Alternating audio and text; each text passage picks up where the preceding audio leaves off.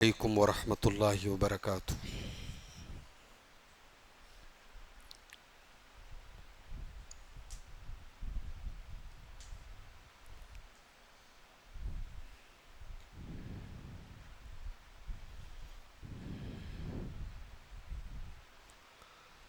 الحمد للہ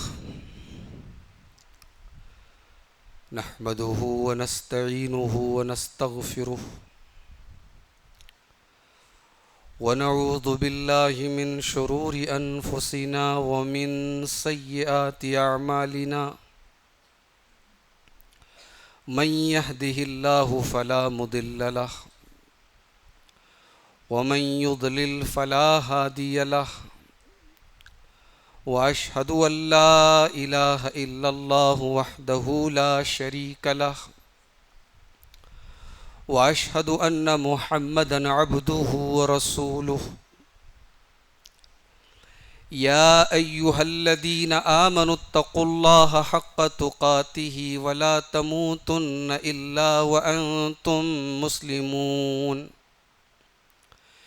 يا أيها الناس اتقوا ربكم الذي خلقكم من نفس واحدة وخلق منها زوجها وبث منهما رجالا كثيرا ونساء واتقوا الله الذي تساءلون به والأرحام إن الله كان عليكم رقيبا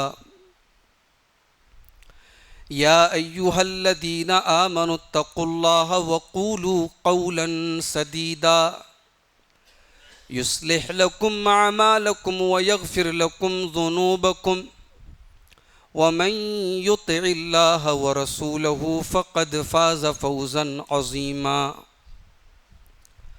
أما بعد فإن خير الحديث كتاب الله وخير الهدي هدي محمد صلى الله عليه وسلم وشر الأمور محدثاتها وكل محدثة بدعة وكل بدعة ضلالة وكل ضلالة في النار أعوذ بالله من الشيطان الرجيم بسم الله الرحمن الرحيم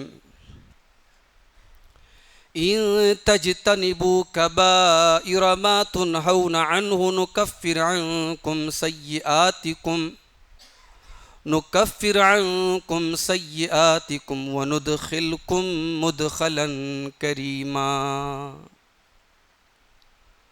محترم حاضرین، آج کے درس میں ہم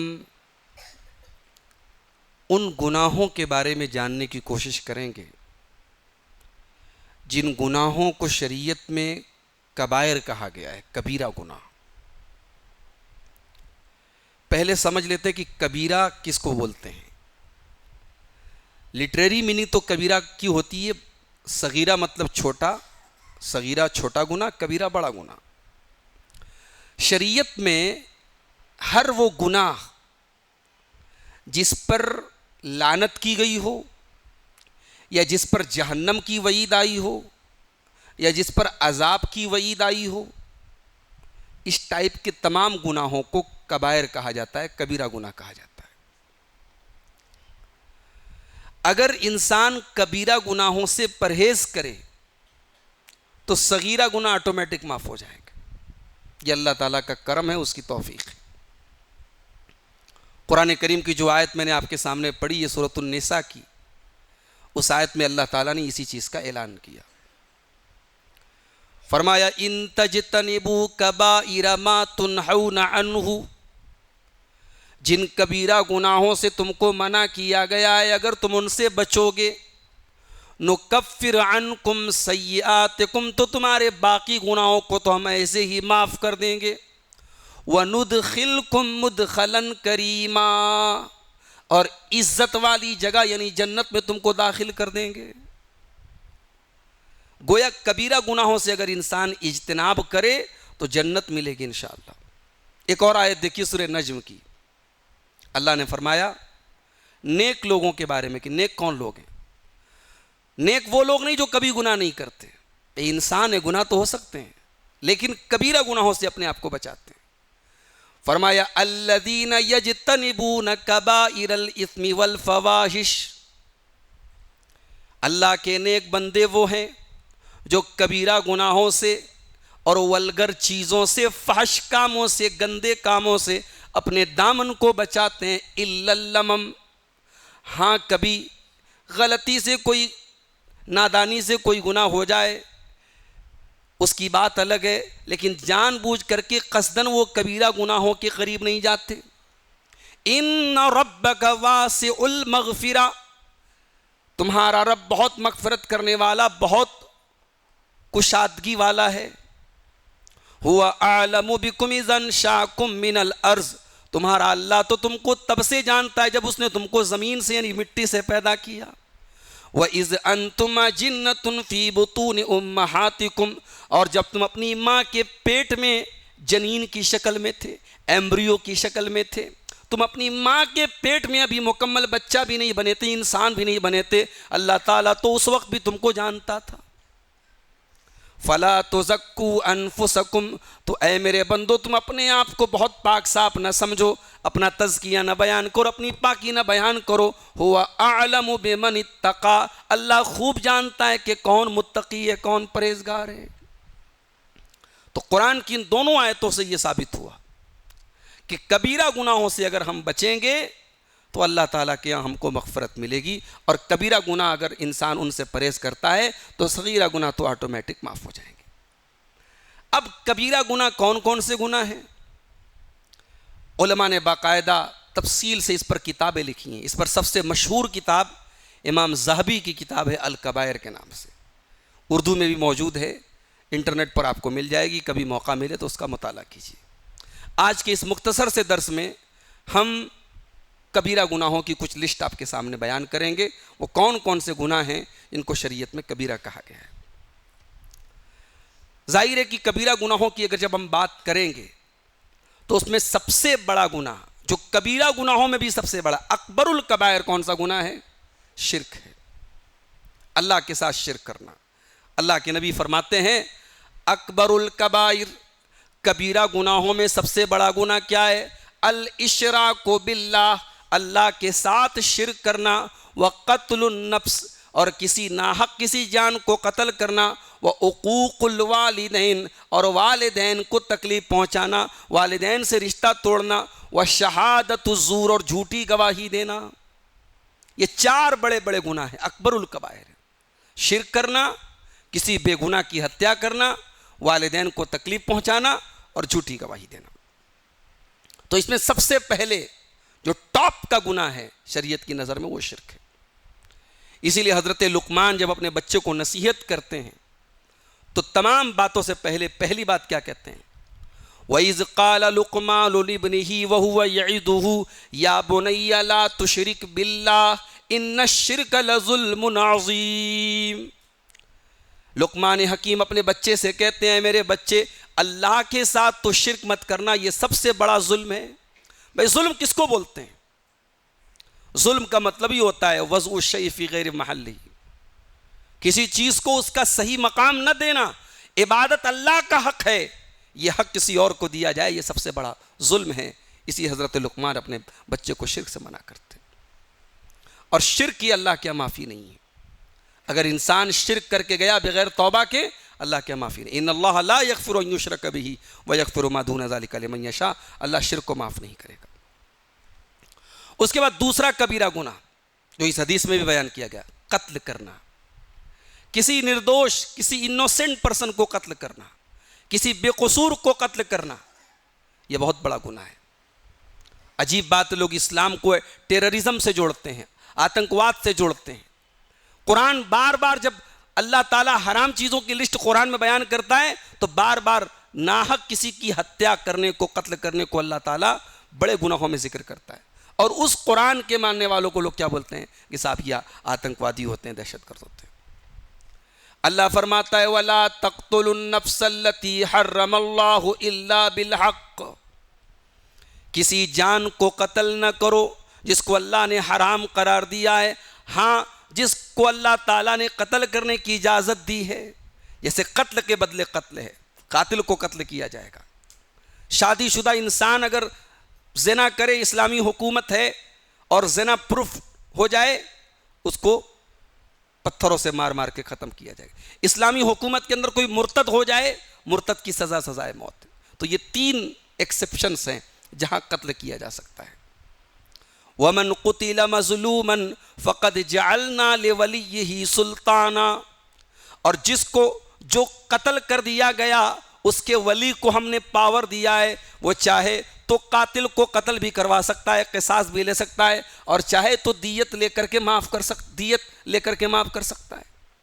یعنی ایک انسان نے کسی کو قتل کر دیا، اب جو قتل ہو گیا اس کے گھر والوں کو، اس کے ولی جو وارث ہیں، ان کو شریعت نے یہ پاور دیا ہے کہ وہ چاہیں تو قتل کے بدلے قصاص لے لیں، سامنے والے کو قاتل کو قتل کر دیا جائے، اور چاہے تو اس کے بدلے میں ایک بڑا اماؤنٹ جس کو دیت بولتے ہیں، جس کو اردو میں خون بہا بولتے ہیں، جو آج کے دور میں، اس زمانے میں تو 100 اونٹ تھے، آج کے دور میں وہ بہت بڑی رقم بنتی ہے، وہ رقم لے کر کے سامنے والے کو معاف کر سکتے ہیں۔ یہ اللہ تعالیٰ نے یہ اختیار دیا ہے۔ اس کے بعد تیسرا بڑا گناہ جو اس حدیث میں بیان کیا گیا، والدین کی نافرمانی کرنا۔ میں پہلے بھی یہ بات بتا چکا ہوں، والدین ٹھیک ہے، ان کے کچھ فیصلے غلط ہو سکتے ہیں، ہمارے ساتھ ان زیادتی بھی کر سکتے ہیں۔ بعض اوقات ہم سے بعض نوجوان پوچھتے ہیں کہ ہمارا باپ چھوٹے بیٹے سے زیادہ پیار کرتا ہے، ہم سے کم کرتا ہے۔ یہ ہوتا ہے، اسی لیے علماء لکھتے ہیں کہ اگر باپ کو کسی بیٹے سے کم محبت ہے، کسی سے زیادہ محبت ہے، اس محبت کو ظاہر نہیں کرنا چاہیے۔ حضرت یعقوب علیہ السلام یوسف علیہ السلام سے بہت محبت کرتے تھے، یہ محبت ایسی کرتے تھے جو محسوس ہو گئی اور بھائیوں کو، اور بھائیوں کے دل میں حسد پیدا ہو گیا۔ تو اگر باپ کے دل میں کسی بیٹے کی زیادہ محبت ہے بھی تو اس کو ظاہر نہیں کرنا چاہیے، باقی بھائیوں کے دل میں ایک حسد پیدا ہو سکتا ہے۔ اور اگر محبت کسی سے زیادہ ہے، نیچرل بات ہے، لیکن حقوق کی ادائیگی سب کو برابر ہونی چاہیے۔ تو والدین کی نافرمانی نہیں کرنا ہے، والدین کو ستانا نہیں۔ قرآن کی وہ مشہور آیت 15ویں پارے کی، وَقَضَىٰ رَبُّكَ أَلَّا تَعْبُدُوا إِلَّا إِيَّاهُ وَبِالْوَالِدَيْنِ إِحْسَانًا إِمَّا يَبْلُغَنَّ عِندَكَ الْكِبَرَ أَحَدُهُمَا أَوْ كِلَاهُمَا فَلَا تَقُل لَّهُمَا أُفٍّ وَلَا تَنْهَرْهُمَا وَقُل لَّهُمَا قَوْلًا كَرِيمًا۔ تمہارے والدین میں سے کوئی ایک یا دونوں اگر بوڑھے ہو جائیں، تم کو بڑھاپے میں مل جائیں، تو خبردار ان کو اف نہ کہنا اور ان سے ادب سے بات کرنا۔ وَاخْفِضْ لَهُمَا جَنَاحَ الذُّلِّ مِنَ الرَّحْمَةِ، اور اپنے ماں باپ کے لیے اپنے عاجزی کے بازو بچھا کے رکھنا۔ وَقُلْ رَبِّ ارْحَمْهُمَا كَمَا رَبَّيَانِي صَغِيرًا، اور یہ دعا کرتے رہنا کہ اے میرے رب ان پر رحم فرما جس طریقے سے بچپن میں انہوں نے مجھ کو پالا ہے۔ والدین کو تکلیف پہنچانے والا دنیا میں اپنے انجام کو پہنچے گا۔ آج سو کالڈ ماڈرن سوسائٹیز میں اولڈ ہاؤس بنے ہوئے ہیں، بوڑھی ماں بوڑھا باپ، نئی نویلی دلہن نئی نویلی بہو ان کے ساتھ ایڈجسٹ نہیں کر پاتی، تو وہ کیا کرتے ہیں، ان کو اپنے بوڑھے ماں باپ کو لے جا کے اولڈ ہاؤس میں ڈال دیتے ہیں۔ معاف کرنا میرے ساتھ، کیوں اسلام اس کی اجازت نہیں دیتا، یہ اسلام کا کلچر نہیں ہے۔ ٹھیک ہے، ایک جنریشن گیپ ہو سکتا ہے، بوڑھے ماں باپ اور آپ کی نوجوان نسل میں کی سوچ میں، مینٹیلٹی میں فرق ہو سکتا ہے، مگر اس کا علاج یہ نہیں ہے کہ آپ بوڑھے ماں باپ کو اولڈ ہاؤس میں لے جا کے بھیجتے ہیں۔ اسی لیے قرآن کہتا ہے اما یبلغن عندک، جب تیرے والدین تیرے پاس بوڑھے ہو جائیں۔ والدین کا بڑھاپا آپ کے پاس ہونا چاہیے۔ وہ بڑے خوش نصیب ہیں وہ لوگ جن کو بوڑھے ماں باپ ملے ہیں، ذرا ان سے جا کے پوچھو جن کے والدین جلدی دنیا سے چلے گئے، قدم قدم پہ زندگی کے بڑے فیصلوں کو لیتے وقت وہ سوچتے ہیں کاش ہمارا باپ زندہ ہوتا، کاش ہماری ماں زندہ ہوتی۔ تو ماں باپ کو تکلیف دینا، ان سے رشتہ توڑنا، ان کو ستانا، یہ بہت بڑا گناہ ہے میرے ساتھی۔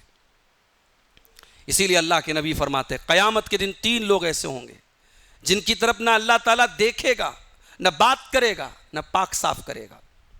3 لوگ اللہ تعالیٰ کے دھتکار دیے جائیں گے۔ نمبر 1 العاق لوالدیہ، اپنے ماں باپ کو ستانے والا۔ نمبر 2 ومدمن الخمر، شراب کی جس کو لت پڑ گئی ہو، شرابی انسان۔ اور نمبر 3 والمنان بما اعطا، کسی کو کوئی سامان دے کر کے، کوئی چیز دے کر کے احسان جتانے والا۔ یہ 3 لوگ ایسے ہیں جن کو اللہ تعالیٰ قیامت کے دن ان کی طرف دیکھے گا بھی نہیں۔ اور چوتھا بڑا گناہ ہے شہادت الزور، جھوٹی گواہی دینا۔ آج کا دور جھوٹ کا دور ہے، چند ٹکوں کے بدلے میں انسان جھوٹی گواہی دے دیتا ہے۔ اللہ کے نیک بندے ایسا نہیں کرتے۔ والذین لا یشہدون الزور، اللہ کے نیک بندے جھوٹی گواہی نہیں دیتے۔ وَإِذَا مَرُّوا بِاللَّغْوِ مَرُّوا كِرَامًا، اللہ کے نیک بندے کسی لغو چیز کے پاس سے گزرتے ہیں تو شرافت کے ساتھ گزر جاتے ہیں۔ نبی اکرم نے صحابہ سے کہا کیا میں تم کو سب سے بڑے بڑے گناہوں کے بارے میں نہ بتا دوں؟ صحابہ نے کہا ضرور بتائیے اللہ کے نبی۔ آپ نے فرمایا الاشراک باللہ، اللہ کے ساتھ شرک کرنا، وعقوق الوالدین، والدین کو ستانا۔ آپ ٹیک لگا کے بیٹھے تھے، سیدھے بیٹھ گئے۔ آپ نے کہا وشہادت الزور، وشہادت الزور، وشہادت الزور، جھوٹی گواہی دینا۔ اسلام کی نظر میں جھوٹ بہت بڑا گناہ ہے، اور جب آپ گواہی دینے کے لیے کورٹ میں جائیں، عدالت میں جائیں، آپ کی گواہی پر کسی کے حق کے ملنے کی بات ہو اور وہاں آپ جھوٹی گواہی دے دیں، اسلام اس بات کی قطعاً اجازت نہیں دیتا۔ اس کے بعد پانچواں کبیرہ گناہ ہے اولاد کا قتل کرنا۔ وَلَا تَقْتُلُوا أَوْلَادَكُمْ خَشْيَةَ إِمْلَاقٍ، اپنی اولاد کو فاقہ کشی کے ڈر سے قتل مت کرو۔ نَحْنُ نَرْزُقُهُمْ وَإِيَّاكُمْ، ان کو بھی روزی ہم دیتے، تم کو بھی روزی ہم دیتے ہیں۔ تم یہ مت سمجھو کہ تمہاری اولاد پیدا ہوئی ہے تو تم اس کی روزی کے مالک ہو، نہیں، تمہاری روزی کے بھی مالک ہم ہیں اور تمہارے بچے کی روزی کے مالک بھی ہم ہیں۔ اس لیے فاقہ کشی کے ڈر سے کہ کیسے کھلائیں گے، کیا کھلائیں گے، اس ڈر سے اولاد کو قتل کرنا یہ جائز نہیں ہے۔ اس کے بعد چھٹا بڑا گناہ ہے زنا کرنا۔ وَلَا تَقْرَبُوا الزِّنَا إِنَّهُ كَانَ فَاحِشَةً وَسَاءَ سَبِيلًا، زنا کے قریب نہ جانا، یہ بہت گندا کام، بہت برا راستہ ہے۔ اللہ کے نبی نے معراج کے موقع پر زانیوں کی سزا دیکھی تھی۔ آپ نے کہا کہ میں نے تندور کی جیسی ایک چیز دیکھی جس کے اندر ننگے مرد و عورت الٹے لٹکے ہوئے تھے، اور نیچے سے آگ کا شعلہ آتا تھا، ان کی شرمگاہوں میں داخل ہوتا تھا، وہ چلاتے تھے۔ میں نے پوچھا یہ کون لوگ ہیں؟ بتایا کہ ہؤلاء الزناۃ والزوانی، یہ زناکار مرد و عورت تھے۔ اس کے بعد ساتواں بڑا گناہ ہے نجومی کے پاس جانا، پامسٹ کے پاس جانا، جوتشی کے پاس جانا، جو آپ کا بھوشیہ بتاتا ہے، جو فیوچر بتانے کا دعویٰ کرتا ہے، جو یہ بتانے کا دعویٰ کرتا ہے آپ ایگزام میں پاس ہو جائیں گے کہ فیل ہو جائیں گے۔ من اتی عرافا فسألہ عن شیء، اللہ کے نبی نے فرمایا اگر کوئی کسی عراف کے پاس جاتا ہے، بھوشیہ بتانے، مستقبل بتانے والے کے پاس، اور اسے کوئی چیز پوچھتا ہے، لم تقبل لہ صلاۃ 40 لیلہ، تو 40 دن تک کی نماز اس کی قبول نہیں ہوتی ہے۔ اسی طریقے سے میرے پیارے ساتھیوں، کبیرہ گناہوں میں اللہ کے نبی نے فرمایا اجتنبوا السبع الموبقات، 7 ہلاک کر دینے والے گناہوں سے بچو۔ صحابہ نے پوچھا اللہ کے نبی کون سے 7 ہلاک کر دینے والے گناہ ہیں؟ آپ نے فرمایا الشرک باللہ، اللہ کے ساتھ شرک کرنا، والسحر، جادو کرنا، جادو کرنا، جادو کرنا بھی حرام، جادو کروانا بھی حرام، جادو سیکھنا بھی حرام۔ جادو کرنے والا ہمیشہ کوئی نہ کوئی ایسا کام کر کے جادو سیکھتا ہے جس سے اللہ ناراض ہو۔ جادوگر لوگ قرآن کی بے حرمتی کرتے ہیں، اللہ کو گالیاں دیتے ہیں، ایسی غلیظ حرکتیں کرتے ہیں کہ آپ تصور نہیں کر سکتے، تب جا کر کے وہ شیطان کو راضی کرتے ہیں۔ وقتل النفس، اور کسی نردوش کی ہتیا کرنا۔ واکل الربا، سود کھانا، یہ بھی کبیرہ گناہ ہے۔ واکل مال الیتیم، یتیم کا مال کھانا۔ والتولی یوم الزحف، اور میدان جنگ چھوڑ کے بھاگ جانا۔ وقذف المحصنات الغافلات المؤمنات، اور پاک دامن عورتوں پر زنا کی تہمت لگانا۔ کبیرہ گناہوں میں ایک گناہ یہ بھی ہے میرے ساتھیوں، صحابہ کرام کو گالی دینا، صحابہ کرام پر سب و شتم کرنا، صحابہ کرام کو برا بھلا کہنا۔ لا تسبوا اصحابی، نبی نے فرمایا میرے صحابہ کو برا بھلا مت کہو۔ تم میں سے اگر کوئی احد پہاڑ کے برابر سونا خرچ کر دے، میرے صحابہ نے اللہ کی راہ میں ایک مٹھی جو اللہ کی راہ میں اناج دیا ہے اس کی برابری نہیں کر سکتا۔ نبی نے فرمایا من سب اصحابی، جو میرے صحابہ کو برا بھلا کہتا ہے اس کے اوپر اللہ کی لعنت ہو، فرشتوں کی لعنت ہو، تمام لوگوں کی لعنت ہو۔ آج امت میں ایک فرقہ ایسا بھی ہے جو حضرت علی کی محبت کے نام پہ، اہل بیت کی محبت کے نام پہ باقی صحابہ کو گالی دیتا ہے۔ اللہ کا فضل و کرم ہے، اللہ نے ہمیں اس منہج پہ چلنے کی توفیق دی۔ ہم علی والے بھی ہیں اور ہم صحابہ والے بھی ہیں، ہم اہل بیت سے بھی محبت کرتے ہیں، ہم صحابہ سے بھی محبت کرتے ہیں، ہمارے دل میں کسی کے لیے کوئی بغض نہیں ہے۔ حضرت علی رضی اللہ تعالیٰ عنہ ہماری آنکھوں کے تارے ہیں، حضرت ابوبکر صدیق ہماری آنکھوں کے تارے ہیں، حضرت علی وہ صحابی ہیں، صحیح مسلم کی روایت ہے، حضرت علی کہتے ہیں اللہ کے نبی نے مجھ سے وعدہ کیا تھا، مجھ سے ایگریمنٹ کیا تھا، لا یحبنی الا مومن ولا یبغضنی الا منافق، مجھ سے محبت وہی کرے گا جو مومن ہوگا اور مجھ سے بغض وہی رکھے گا جو منافق ہوگا۔ اسی طریقے سے میرے پیارے ساتھیوں، کبیرہ گناہوں میں ایک بڑا گناہ یہ بھی ہے مسلمان کو دھوکہ دینا، مسلمان کے ساتھ فراڈ کرنا۔ دھوکہ تو کسی کے ساتھ بھی کرنا حرام ہے، لیکن خاص طور سے ایک مسلمان دوسرے مسلمان کے ساتھ دھوکہ کرے، یہ اسلام کی شان نہیں ہے، یہ بہت بڑا گناہ ہے۔ من غشنا فلیس منا، جو ہم کو دھوکہ دے وہ ہم میں سے نہیں ہے۔ آج کاروبار میں کیوں مسلمان پیچھے ہے؟ آج کیوں مسلمان غیر مسلم سے کاروبار کرنے کو ترجیح دیتا ہے؟ کبھی آپ نے غور کیا؟ 400 لمبی لمبی داڑھی ہے، ماتھے پہ سجدے کا نشان ہے، اور 420 ہی کرتے ہیں ہم، جھوٹے وعدے، جھوٹی باتیں، ہماری بے ایمانی، ہماری وعدہ خلافی ہماری پہچان بنتی چلی جا رہی ہے۔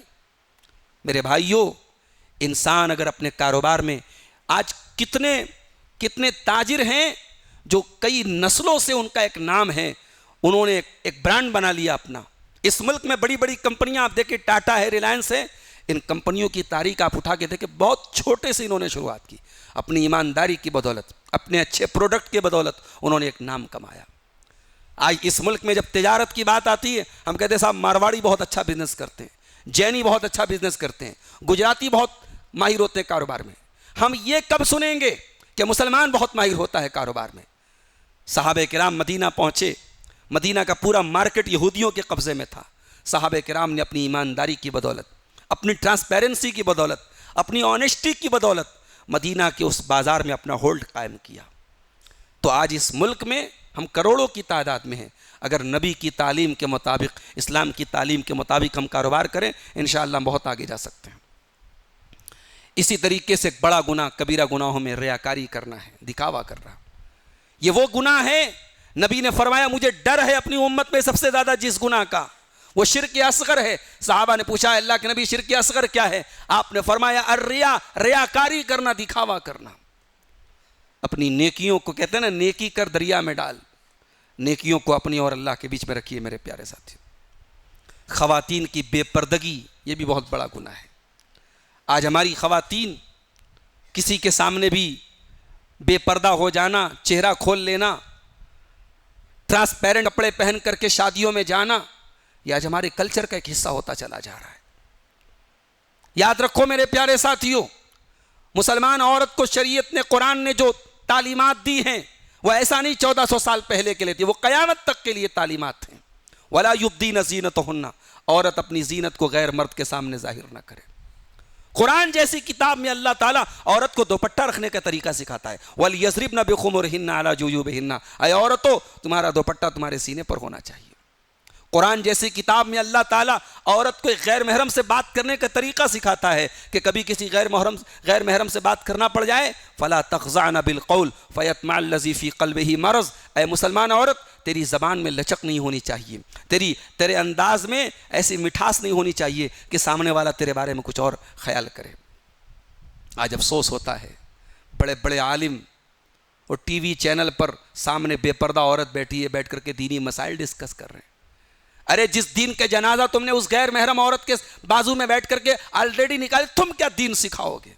اور اسی لیے بڑے بڑے پھنٹر اور بڑے بڑے پھینکو ٹائپ کے لوگ آج جو ہے اس طریقے کے ٹی وی پروگراموں میں بیٹھ کر کے الٹے سیدھے فتوے دے رہے ہیں۔ دین حیا کا نام ہے میرے پیارے ساتھیوں۔ بے حیائی، بے پردگی، یہ بھی بہت بڑا گناہ ہے۔ اسی طریقے سے رشوت کھانا، الراشی والمرتشی کلاہما فی النار، اپنے مقصد کے لیے ناجائز رقم دینا اور ناجائز رقم لینا، اس کو رشوت بولتے ہیں۔ یہ رقم دینے والا لینے والا دونوں گنہگار ہیں، دونوں کو اللہ کے نبی نے حرام قرار دیا۔ اسی طریقے سے تعویذ پہننا، تعویذ، کل ایک سوال آیا تھا کہ ایک صاحب تعویذ بناتے ان کے دعوت کھا سکتے ہیں نہیں، میں اس میں ایک وضاحت کرنا بھول گیا کہ اگر کوئی تعویذ بناتا اور وہی اس کا سورس آف انکم ہے، وہی اس کی کمائی کا ذریعہ ہے، ایسے انسان کے گھر میں دعوت نہیں کھانا چاہیے۔ ہاں وہ تعویذ بنا رہا ہے، حرام ہے یہ کام، لیکن اس کا سورس آف انکم کچھ اور ہے، وہ تعویذ ایسے بنا رہا ہے، لوگوں کو بیوقوف بنا رہا ہے، غلط کام کر رہا ہے، اس کے یہاں دعوت آپ کر سکتے ہیں. لیکن جو انسان تعویذ بنا رہا اور اسی کی انکم ہے اس کے گھر میں آپ دعوت نہیں کھائیں گے. اور قرآن والی تعویذ بھی حرام ہے، یہ بات یاد رکھو. اگرچہ بعض اہل علم نے اس کو جائز قرار دیا ہے کہ قرآن والی تعویذ جائز ہے، مگر دلیل کے اعتبار سے جو حدیثوں میں الفاظ ہیں، من علق تمیمۃ فقد اشرک، جس نے تعویذ لٹکایا اس نے شرک کیا. حدیث میں عام لفظ ہے، حدیث میں کامن لفظ ہے ہر طریقے کا تعویذ. اور قرآن کا لٹکانا شفا نہیں ہے، قرآن کا پڑھنا شفا ہے. بھئی آپ ڈاکٹر کے یہاں جاتے ہیں، میں آج بیمار تھا، ڈاکٹر کہہ کہ ڈاکٹر نے مجھ کو جو دوا دی اس کو پینا تھا مجھے نا. انجیکشن لگوائیں گے ہم، دوا پئیں گے، ایسا بھی دوا کا سیرپ جو ہے، ٹانک جو ہے، اس کو ہم گلے میں لٹکا لیں گے. تو قرآن لٹکانے کی کتاب نہیں ہے، قرآن پڑھنے کی کتاب ہے. اسی طریقے سے میرے پیارے ساتھیو ایک دو باتیں اور بیان کر کے بات ختم کرتا ہوں. خیانت، امانت میں خیانت، یہ بھی بہت بڑا گناہ ہے. اللہ کے نبی نے فرمایا منافق کی 3 علامتیں ہیں. اذا حدث کذب، جب بات کرے تو جھوٹ بولے. وَإِذَا وعد اخلف، وعدہ کرے تو وعدہ خلافی کرے. وَإِذَا تُمِنَ خان، امانت میں خیانت کرے. کسی کی زمین پر ناجائز قبضہ کر لینا. اللہ کے نبی نے فرمایا کسی کی ایک بالشت زمین بھی اگر آپ نے ناجائز قبضہ کر لی، طُوِّقَ مِن سَبْعِ أَرْضِينَ يَوْمَ الْقِيَامَةِ، قیامت کے دن 7 زمینوں کا طوق اس کی گردن میں لٹکایا جائے گا. اور اسی طریقے سے نماز کا چھوڑنا، بے نمازی انسان وہ بھی کبیرہ گناہ کا ارتکاب کرتا ہے. ایک وقت کی نماز چھوڑنے والا بھی کبیرہ گناہ کا ارتکاب کرتا ہے. ایک وقت کی نماز بھی اگر چھوٹی ہے تو دنیا کی کوئی اور عبادت اس کا الٹرنیٹ نہیں بن سکتی ہے. اس لیے نماز کو ان الصلاۃ کانت علی المؤمنین کتابا موقوتا، نماز کو اپنے وقت پر پڑھنا ہے. جہنم میں جانے کی بڑی وجہ ایک یہ بھی ہوگی، جب جنتی جہنمیوں سے پوچھیں گے ما سلککم فی سقر، تم جہنم میں کیوں آئے، تو جہنمی پہلا جواب یہی دیں گے لم نک من المصلین، ہم نماز نہیں پڑھتے تھے. اسی لیے اللہ سورہ مریم میں کہتا ہے نالائق لوگوں کے بارے میں فخلف من بعدہم خلف اضاعوا الصلاۃ واتبعوا الشہوات فسوف یلقون غیا، کہ اللہ کے نبیوں کے بعد ایسے نالائق لوگ آئے جنہوں نے اپنی خواہشات کی پیروی کی اور نمازوں کو برباد کیا. ایسے لوگ جہنم کے اندر جائیں گے. تو بے نمازی ہونا یہ بھی بہت بڑا کبیرہ گناہ ہے. تو یہ چند کبیرہ گناہ تھے میرے پیارے ساتھیوں جو آپ کے سامنے میں نے بیان کیے. اللہ تعالیٰ سے دعا ہے رب العالمین ان تمام گناہوں سے ہم سب کو بچنے کی توفیق عطا فرمائے. اللہ تعالیٰ ہم سب کو نیک عمل اور اچھی سمجھ کی توفیق عطا فرمائے. آمین. و آخر دعوانا الحمد للہ رب العالمین.